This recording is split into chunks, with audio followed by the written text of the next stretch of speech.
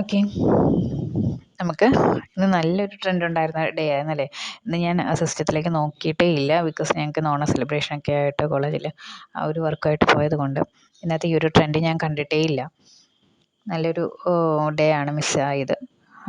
അത്യാവശ്യം നിങ്ങളൊക്കെ പ്രോഫിറ്റ് റേഞ്ചിൽ തന്നെ ഉണ്ടാവുമെന്ന് ഞാൻ വിശ്വസിക്കുന്നു. ഇതാ നോക്കുള്ളൂ, നമ്മുടെ ഇൻഡെക്സുകളൊക്കെ നല്ല രീതിയിൽ പെർഫോം ചെയ്തിട്ടുണ്ട്. ആ ബോർഡ് ലൈൻ വരുന്നു, റിജക്റ്റ് ചെയ്യുന്നു. ഈ എല്ലാവരും ഒരുപോലെ, ഇൻഡെക്സുകൾ തന്നെ എല്ലാം ഒരേപോലെയാണ് ബോർഡ് ലൈൻ വന്നിരിക്കുന്നത് അല്ലേ.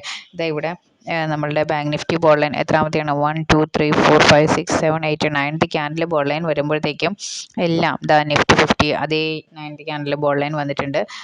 ദെൻ നമ്മളുടെ നിഫ്റ്റി സർവീസ് അതേസമയം ബോർഡ് ലൈൻ വന്നിട്ടുണ്ട്. ഫ്യൂച്ചർ മാത്രമേ വരാതെയുള്ളൂ, ബാക്കി മൂന്നെണ്ണം ഒരേപോലെ വന്നിട്ടുണ്ട്. ഒരേപോലെ വന്നിട്ടുണ്ടെങ്കിൽ അത് നമുക്ക് കൺഫേം ചെയ്യാമെന്ന് നേരത്തെ നമ്മൾ ഇൻഡെക്സ് പഠിച്ച സമയത്ത് പറഞ്ഞിട്ടുള്ളതാണ്. അപ്പോൾ ഇതിങ്ങനെ മൂന്നെണ്ണം ഒരേപോലെ കൺഫേം ചെയ്തിട്ടുണ്ട്. അതുപോലെ തന്നെ അടുത്ത ഒരു നെക്സ്റ്റ് ഒരു ബുള്ളിഷ് ക്യാൻഡിൽ ഉണ്ടായിരുന്നു. ഈ ഒറ്റ ക്യാൻഡിലിൽ തന്നെ നമുക്കത് നല്ല രീതിയിൽ 50% എബോവ് റിട്ടേൺ കിട്ടുന്ന ഒരു ക്യാൻഡിലായിരുന്നു അത്. അങ്ങനെ നമ്മൾ ബോർഡ് ലൈന് നമ്മുടെ ക്രോസിംഗ് ലെവൽസിനെ നിഫ്റ്റി നമ്മുടെ എന്താണ് ബാങ്ക് നിഫ്റ്റി ക്രോസ് ചെയ്യുന്നു, നിഫ്റ്റി ഓൾറെഡി ക്രോസ് ചെയ്യുന്നു. ദെൻ നിഫ്റ്റി സർവീസൊക്കെ ബോർഡ് ലൈൻ ക്രോസ് ചെയ്യുന്നു. അങ്ങനെ ക്രോസിംഗ് ലെവലായിരുന്നു ഇത്. ഫുള്ളി ക്രോസ് ചെയ്യുന്ന സമയത്ത് ഇത്തിരി ഡേഞ്ചറസ് ആണ്, അധികം നമ്മൾ വെയിറ്റ് ചെയ്യാൻ പാടില്ല. ദെൻ ബോർഡ് ലൈൻ സ്ട്രാറ്റജി പ്രകാരം നമുക്ക് രണ്ട് ലെവല് മെയിനായിട്ട് ഐഡൻറ്റിഫൈ ചെയ്യാമായിരുന്നു അല്ലേ. ആദ്യത്തെ 15 മിനിറ്റ്സിൽ നമ്മളുടെ ഇതൊരു പി ഇ ട്രെൻഡാണ്. പി യുടെ ഗ്രാഫ് നോക്കിയാൽ പി ഇ ഗ്രാഫ് ഇതേ ഇവിടെ വന്ന് നമ്മുടെ സെക്കൻഡ് ലെവൽ ക്രോസിങ് നിൽക്കുകയും അതേസമയം നമ്മളുടെ മന്തിൻ്റെ പി ഇ എവിടെയായിരിക്കണം, ഫസ്റ്റ് ലെവലിലോ അല്ലെങ്കിൽ സെക്കൻഡ് ലൈനിലോ ദെൻ ഇതിൻ്റെ മിഡിലിലോ അല്ലെങ്കിൽ ഇവിടെ ബോർഡ് ലൈനിലോ ആയിരിക്കുകയാണെങ്കിൽ അവിടെ ഒരു ട്രെൻഡ് ഓപ്പൺ ആണെന്ന് പറഞ്ഞിട്ടുണ്ട്. അത് നമ്മൾ നേരത്തെ ആദ്യം മുതലേ ബോർഡ് ലൈൻ നമ്മുടെ സ്ട്രൈക്ക് ലെവൽസ് പഠിക്കുമ്പോൾ പഠിച്ചിരുന്ന ഒരു ട്രെൻഡാണത്. പക്ഷേ അതേസമയം സി ട്രെൻഡുകളൊന്നും തന്നെ ഇല്ല എന്നുള്ളത് നമ്മൾ കൺഫേം ചെയ്യണം, എന്നാൽ മാത്രമേ അത് ഓക്കെ ആകുള്ളൂ. ഇവിടെ സിക്ക് അധികം ചാൻസും ഇല്ല. സി വന്നത് ബോർഡ് ലൈനിൽ നിൽക്കുകയാണ്. ഇവിടെയും ബോർഡ് ലൈനിൻ്റെ ഉള്ളിലേക്ക് കയറിയിട്ട് തിരിച്ച് ബോർഡ് ലൈനിൽ വന്ന് തട്ടി നിൽക്കുകയാണ്. അപ്പോൾ ഇതെന്തായാലും ഒരു സി ട്രെൻഡിനുള്ള ചാൻസ് ഇല്ല. അങ്ങനെയാണെങ്കിൽ ആ ഒരു പി ട്രെൻഡ് വർക്ക് ചെയ്യും എന്നുള്ളതാണ് കേട്ടോ. ഒന്നുകൂടെ പറഞ്ഞു തരാം. നമ്മളുടെ ഒരു ഗ്രാഫ് അത് സിയിലാണെങ്കിലും ബിയിലാണെങ്കിലും ഏറ്റവും ലാസ്റ്റത്തെ ലൈനിലാണ് നിൽക്കുന്നതെങ്കിൽ, നമ്മുടെ ആ ഒരു ക്യാൻഡിൽ ഏറ്റവും ലാസ്റ്റത്തെ ലൈനിലാണ് നിൽക്കുന്നതെങ്കിൽ അത് വീക്കെൻഡ് ആണ് ലാസ്റ്റത്തെ ലൈനിൽ നിൽക്കേണ്ടത്. ഇത് വീക്കെൻഡ് ആണ് കണ്ടോ. അന്നത്തെ ഈ ബാങ്ക് നിഫ്റ്റിയുടെ വീക്കെൻഡ് പിയുടെ ഗ്രാഫ് പോയി ഇവിടെ നിൽപ്പുണ്ട്. അപ്പോൾ നമുക്കൊരു അതായത് ഏറ്റവും ലാസ്റ്റത്തെ ലൈനിലാണ്, അവിടെ വരെ പി ഉള്ളൂ എന്നുള്ളതാണ്. അപ്പോൾ അങ്ങനെ നിൽക്കുന്ന സമയത്ത് നമുക്ക് തിരിച്ചൊരു റിട്ടേൺ പ്രതീക്ഷിക്കാം, റിട്ടേൺ ഗ്രാഫ് ഉണ്ടാകും. അപ്പോൾ അങ്ങനെയാണെന്നുണ്ടെങ്കിൽ നമ്മുടെ വീക്കെൻഡ് പി ഇവിടെയാണ് നിൽക്കുന്നതെങ്കിൽ മന്തിൻ്റെ പി എവിടെയായിരിക്കണം, ഇതിലോ ഈ ലൈനിലോ അല്ലെങ്കിൽ ഈ ലൈനിലോ അല്ലെങ്കിൽ അതിൻ്റെ മിഡിലോ ആയിരിക്കണം, അല്ലെങ്കിൽ ബോർഡ് ലൈനിൽ വന്ന് ടച്ച് ചെയ്ത് നിൽക്കുകയായിരിക്കണം. അങ്ങനെയാണെങ്കിൽ അത് ഓക്കെ ആണെന്നുള്ളതാണ്. നമ്മൾ ആദ്യം മുതലേ പറഞ്ഞിട്ടുള്ളൊരു ഗ്രാഫാണിത്. പക്ഷേ അപ്പോൾ സി ട്രെൻഡുകളൊന്നും തന്നെ ഇല്ല എന്നുള്ള ഉറപ്പിക്കുകയും വേണം. സി ട്രെൻഡ് എവിടെയാണ് നിൽക്കുന്നത്, സി അതേസമയം വന്ന് എവിടെ നിൽക്കുന്ന ബോർഡ് ലൈനിൽ വന്ന് കയറി ബോർഡ് ലൈനിൽ വന്ന് നിൽക്കുകയാണ്. അപ്പോൾ ഒരു റിജക്ഷൻ ഉള്ളതാണ്. നമ്മുടെ അടുത്ത മന്തിൻ്റെ പി ട്രെൻഡും ഇതുപോലെ ബോർഡ് ലൈനിൻ്റെ ഉള്ളിലേക്ക് കയറി തിരിച്ച് ബോർഡ് ലൈനിൽ വന്ന് നിൽക്കുകയാണ്. സോ ഇതിന് മുകളിലേക്ക് പോകാനുള്ള ഒരു ഗ്രാഫ് ചേഞ്ച് നമ്മളിവിടെ കാണുന്നില്ല. അതുകൊണ്ട് തന്നെ ഈ ഒരു പി ട്രെൻഡ് വർക്ക് ചെയ്യാനുള്ള സാധ്യതകൾ ഉണ്ട്. അങ്ങനെ നിങ്ങൾ രണ്ടാമത്തെ ക്യാൻഡിൽ നേരെ പി ആണ് നിങ്ങൾ ഓപ്റ്റ് ചെയ്തതെങ്കിൽ, ഓക്കെ, അപ്പോൾ രണ്ടാമത്തെ ക്യാൻഡിൽ നിങ്ങൾ പി ഓപ്റ്റ് ചെയ്താൽ നമുക്ക് എത്രത്തോളം റിട്ടേൺ കിട്ടുമായിരുന്നു എന്ന് നോക്കിക്കേ. പി എന്ന് പറയുന്നതാ, നോക്ക് പിയുടെ ഗ്രാഫ്. രണ്ടാമത്തെ ക്യാൻഡിൽ നമ്മൾ പി എടുത്തു കഴിഞ്ഞാൽ കറക്റ്റ് പൊസിഷനാണ്. നമ്മൾ ആദ്യത്തെ 15 മിനിറ്റ്സിൽ ഐഡൻറ്റിഫൈ ചെയ്യുന്നു പി വർക്ക് ചെയ്യാൻ പോകുന്നത്. തൊട്ടടുത്ത പി ക്യാൻഡിൽ നമ്മൾ എൻ്റർ ചെയ്യുന്നു, ദെൻ പി എടുക്കുന്നു. എത്ര പോവും, നല്ല റിട്ടേൺ കൊടുത്തിട്ടുണ്ട് അല്ലേ. ഇതൊരു എനിക്ക് തോന്നുന്നു ഒരു 5 താഴെയാണ് അല്ലേ. 5 റേഞ്ച് കൂട്ടിക്കോ. 5 രൂപയ്ക്ക് വാങ്ങിച്ചാൽ തന്നെ ഇത് 10 രൂപയ്ക്ക് മുകളിൽ ഇത് പോയിട്ടുണ്ട്. ഓക്കെ, ഏകദേശം 20 രൂപയുടെ അടുത്ത് വരെ പോയിട്ടുണ്ട്. അത് 200% റിട്ടേണോളം ഇത് പോയിട്ടുണ്ട് അല്ലേ. 200 അല്ല, നമുക്ക് 10 വരുമ്പോൾ തന്നെ നമുക്ക് 100% റിട്ടേൺ ആകും. 15 വരുമ്പോഴത്തേക്കും 200% എബോവ് റിട്ടേൺ നമുക്കിവിടെ കിട്ടിയിട്ടുണ്ട്. 300% എന്ന് വേണമെങ്കിൽ നമുക്ക് പറയാം. അതിൻ്റെ അടുത്ത് വരെ റിട്ടേൺ ആ ഒരു പി ട്രെൻഡ്, അതായത് രണ്ടാമത്തെ ക്യാൻഡിലൊക്കെ നമുക്ക് നല്ല രീതിയിൽ പ്രോഫിറ്റ് ബുക്ക് ചെയ്യാൻ പറ്റുന്ന റേഞ്ചാണ്. 9:30ക്കും 10 മണിക്കും ഇടയിൽ ആ രണ്ട് ക്യാൻഡിൽസ് എന്ന് പറയുന്നത്. ഓക്കെ, ഈ ഫോം ചെയ്യുന്ന രണ്ടാമത്തെയും മൂന്നാമത്തെയും ക്യാൻഡിൽസ് എന്ന് പറയുന്നത് നല്ല രീതിയിൽ പ്രോഫിറ്റ് റേഞ്ച് ഉണ്ടാകുന്ന ഒരു സിറ്റുവേഷൻ. നല്ല റേഞ്ച് അപ്പോൾ കിട്ടുകയാണെങ്കിൽ, ഒരു ഓപ്പർച്യൂണിറ്റി കിട്ടുകയാണെങ്കിൽ നമുക്ക് നല്ല രീതിയിൽ പ്രോഫിറ്റ് ബുക്ക് ചെയ്യാനൊക്കെ ആയിട്ട് പറ്റും.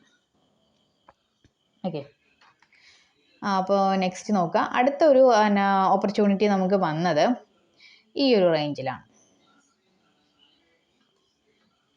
ബാങ്ക് നിഫ്റ്റിയിൽ തന്നെയാണ് വീണ്ടും ഒരു ഓപ്പർച്യൂണിറ്റി വരുന്നത്. ബാങ്ക് നിഫ്റ്റി ബോർഡ് ലൈനിൽ വന്ന് നിൽക്കുന്ന ഈ ഒരു സമയത്ത് തിരിച്ച്, അതായത് ഇടിഞ്ഞിടിഞ്ഞിടിഞ്ഞ് ബോർഡ് ലൈൻ വരുമ്പോൾ തിരിച്ചൊരു റിയാക്ഷൻ ഉണ്ടല്ലോ. അതുപോലെ ആ സിയുടെ ഗ്രാഫ് അങ്ങനെ കാണിക്കുന്നു. അതുപോലെ ഇവിടെ വീക്കെൻഡും മന്തിൻ്റെ സി ഇത് തന്നെയാണ് കാണിച്ചത്. ബോർഡ് ലൈൻ വന്ന് എൻഡ് ചെയ്യുന്നു. സോ ഇതിനപ്പുറത്തേക്ക് ഒരു റേഞ്ച് നമുക്ക് പ്രതീക്ഷിക്കാം.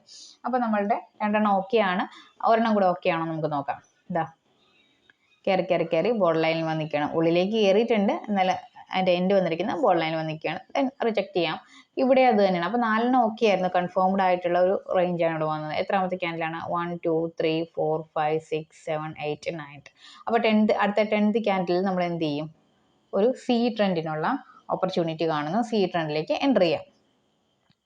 അങ്ങനെ നമ്മളൊരു സി ട്രെൻഡ് കൊടുത്താൽ നമുക്ക് എത്രത്തോളം പ്രോഫിറ്റ് കിട്ടുമായിരുന്നു? സി ഗ്രാഫ് ഇവിടെയാണ്. ഇതിപ്പോൾ ഫുള്ള് കാണിക്കുന്നില്ല, ഞാൻ മറ്റൊരു ഗ്രാഫിൽ നോക്കിയിട്ടുണ്ടായിരുന്നു. അത് 50% അപ്പോൾ റിട്ടേൺ കൊടുത്തിട്ടുള്ള ഒരു ഗ്രാഫാണ് അത്. ഓക്കെ, അപ്പോൾ അങ്ങനെ രണ്ടെണ്ണമാണ് മെയിനായിട്ട് നമുക്ക് പറയാനായിട്ടുള്ള ഒരു ഓപ്പർച്യൂണിറ്റി നമുക്ക് ഇവിടെ ഉണ്ടായിരുന്നത്. അതിനുശേഷം നമുക്ക് വലിയ ക്യാൻഡിൽസ് ഫോം ചെയ്തിരിക്കുന്ന ഈ ഒരു വലിയ ക്യാൻഡിൽ ഫോം ചെയ്തിട്ടുള്ള ഓപ്പർച്യൂണിറ്റി ഉണ്ട്. അത് നമുക്ക് ഇവിടെ വെച്ചിട്ട് ഓപ്പൺ ആകുന്നുണ്ട്. പക്ഷെ അത് കുറേ നേരം കൺസോൾട്ടേറ്റും ചെയ്തിട്ടുണ്ട്. കൺസോൾട്ടേഷനുള്ള കാരണങ്ങൾ ഇവിടെ ഉണ്ട്. ഇതെന്താ, ബോർഡ് ലൈനിൽ പോയി നിൽക്കുകയാണല്ലേ. ബോർഡ് ലൈനിൽ പോയി നിന്ന് കഴിഞ്ഞാൽ റിജക്ട് ചെയ്യാനുള്ള സാധ്യതകളുണ്ട് അല്ലേ. ഇങ്ങനെ റിജക്ഷൻ സാധ്യത പറയുമ്പോൾ അത് പി ഗ്രാഫാണ് പോയി മുകളിൽ എൻഡ് ചെയ്യുന്നത്. അതേപോലെ തന്നെ സി ഗ്രാഫും ഇതുപോലെ തന്നെ ബോർഡ് ലൈനിനെ ടച്ച് ചെയ്ത് മുകളിൽ പോയി ടച്ച് ചെയ്ത് നിൽക്കണം. അപ്പോൾ അവിടുന്ന് ഒരു എൻഡ് ഉണ്ട്.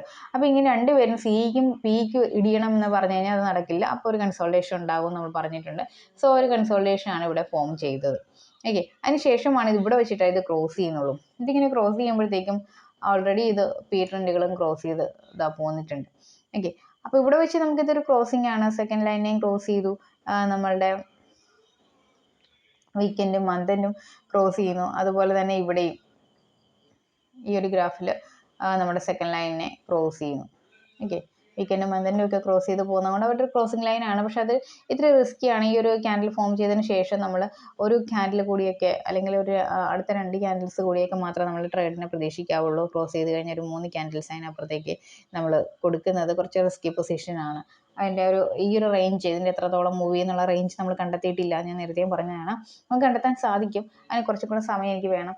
സോ ഈ റേഞ്ച് ഇല്ലാത്തത് കൊണ്ട് തന്നെ ഈ ഒരു ക്രോസിങ് ഫുള്ളി ക്രോസ് ചെയ്ത് കഴിഞ്ഞാൽ നമുക്ക് 1-2 ക്യാൻഡിൽസ് കൂടി ട്രേഡിനെ നമുക്ക് നോക്കാം. അതിനപ്പുറത്തേക്ക് നോക്കണ്ട. കുറച്ച് റിസ്കി പൊസിഷനാണ്. അവിടെ ചെന്ന് കൺസോൾട്ടേറ്റ് ചെയ്യാനുള്ള സാധ്യതകൾ ഒരുപാടാണ്.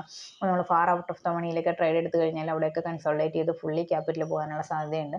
അപ്പോൾ നമ്മളുടെ ആ റേഞ്ചിൽ തന്നെ നിന്നിട്ട് നമ്മളൊരു ട്രേഡ് എടുക്കുക, എക്സിറ്റ് ചെയ്യാം. അപ്പോൾ നമുക്ക് 2 ട്രേഡ് ഓപ്പർച്യൂണിറ്റിയാണ് ബോർഡ് ലൈൻ പ്രകാരം ഉണ്ടായിരുന്നത്. അതിനുശേഷം ഈ ഒരു ക്രോസിംഗ് ലെവൽസ് നോക്കി മാത്രമേ അടുത്തൊരു ക്രോസിംഗ് നമ്മുടെ ലെവൽ ഓഫ് ഓപ്പർച്യൂണിറ്റി നമുക്ക് പറയാനായിട്ട് പറ്റത്തുള്ളായിരുന്നു. ഓക്കെ, അപ്പോൾ ഈ 2 ഓപ്പർച്യൂണിറ്റി നിങ്ങൾക്ക് കിട്ടിയിട്ടുണ്ടായി. ഇപ്പോൾ ഈ ഒരു ഓപ്പർച്യൂണിറ്റി ഇപ്പോൾ പുതിയതായിട്ട് ജോയിൻ ചെയ്തവർക്ക് ഈ ഒരു ഓപ്പർച്യൂണിറ്റിയെ പറ്റി അറിയില്ല. അതായത് ഈ ലാസ്റ്റ് സെക്കൻഡ് ലൈനിൽ നിൽക്കുകയും ഫസ്റ്റ് മന്തിൻ്റെ വീക്കെൻഡ് സെക്കൻഡ് ലൈനിൽ നിൽക്കുകയും മന്തിൻ്റെ ഫസ്റ്റ് ലൈനിൽ നിൽക്കുക, അല്ലെങ്കിൽ മിഡിൽ നിൽക്കുകയും ചെയ്യുന്ന ഒരു സിറ്റുവേഷൻ അത് നിങ്ങൾക്ക് അറിയണമെന്നില്ല. ഇതന്നെ, പക്ഷേ ഈ ഒരു ഓപ്പർച്യൂണിറ്റി നിങ്ങൾക്ക് ഐഡൻറ്റിഫൈ ചെയ്യാൻ പറ്റുമായിരുന്നു അല്ലേ. ഇത് ഓൾറെഡി നമ്മൾ ഇപ്പോൾ പറഞ്ഞുകൊണ്ടിരിക്കുന്ന ഓപ്പർച്യൂണിറ്റി തന്നെയാണ്. അപ്പോൾ അങ്ങനെ 2 ട്രേഡിംഗ് ഓപ്പർച്യൂണിറ്റി കിട്ടിയിട്ടുണ്ടാകും. നമുക്കിത് കാണുന്ന എല്ലാം ട്രേഡ് ഓപ്പർച്യൂണിറ്റി ആയിട്ട് തോന്നും. അതുകൊണ്ടാണ് 50 മിനിറ്റ്സ് ക്യാൻഡിലാക്കിയിട്ട് ഓരോ 50 മിനിറ്റ്സ് കഴിയുമ്പോൾ മാത്രം നോക്കിയാൽ മതി എന്ന് പറയുന്നത്. അല്ലെങ്കിൽ നമുക്ക് എല്ലാം കാണുമ്പോൾ നമുക്ക് ഓപ്പർച്യൂണിറ്റി ആയിട്ട് തോന്നിയിട്ട് നമുക്ക് എല്ലാത്തിലും കയറി ട്രേഡ് എടുക്കാനായിട്ടുള്ള തോന്നലുകളുണ്ടാകും. നമ്മൾ ആദ്യം ഒരു 2 വീക്സ് ഇത് പ്രാക്ടീസ് ചെയ്ത് ഓക്കെ ആക്കുക എന്നുള്ളതാണ്. ഓക്കെ, അതിന് ശേഷമാണ് നമ്മൾ ട്രേഡ് എടുക്കേണ്ട എന്നുള്ളതാണ്. വലിയ വലിയ ട്രേഡുകളിലേക്ക് എൻ്റർ ചെയ്യാൻ പാടുള്ളൂ. അല്ലെന്നുണ്ടെങ്കിൽ ലോസ് സുനിശ്ചിതമായിട്ടുള്ള കാര്യമാണ്. അത് നമുക്ക് അവോയ്ഡ് ചെയ്യാനായിട്ട് പറ്റത്തില്ല. ഓക്കെ, അപ്പോൾ അതങ്ങനെ എക്സ്പീരിയൻസ് ചെയ്തതിന് ശേഷം വലിയ എമൗണ്ടുകളിട്ട് മാത്രം ട്രേഡ് ചെയ്യാനായിട്ട് ശ്രമിക്കുക കേട്ടോ. എക്സ്പീരിയൻസ് ആയതിനു ശേഷം മാത്രം വലിയ എമൗണ്ടുകൾ ഇടുക. ഓക്കെ, അപ്പോൾ ഇത് നമ്മുടെ സ്ട്രൈക്ക് ലെവൽസ് പെയ്ഡാണ്. അത് നമുക്ക് സെപ്പറേറ്റ് നമ്മളോട് വാട്സാപ്പിൽ കോൺടാക്ട് ചെയ്താൽ മാത്രമേ കിട്ടത്തുള്ളൂ. നമ്മുടെ ഈ ഒരു ഇൻഡെക്സ് ലെവൽസ് നിങ്ങൾക്ക് ഫ്രീ ആണ്. അതിനുള്ള ലിങ്ക് താഴെ ഡിസ്ക്രിപ്ഷനിൽ കൊടുത്തിട്ടുണ്ട്. അത് വെച്ച് നിങ്ങൾ ഇൻഡെക്സ് ഗ്രൂപ്പിലേക്ക് ജോയിൻ ചെയ്യും. ഓക്കെ.